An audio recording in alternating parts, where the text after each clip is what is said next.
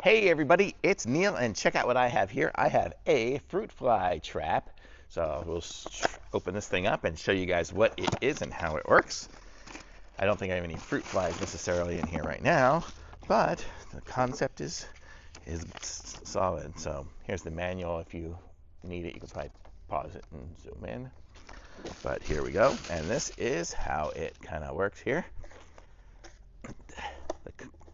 The idea is you will use some of this fruit fly lure, which I'm gonna guess is probably some sort of sweet nectar, and you'll put some in here with, it looks like, uh, you put 2 to 3 milliliters of the 23 milliliters, so about 10% of the little bottle in there, and then you put it on a little cotton pad or something, onto this little cotton right there, and put it in there, and then seal it up and hang it up.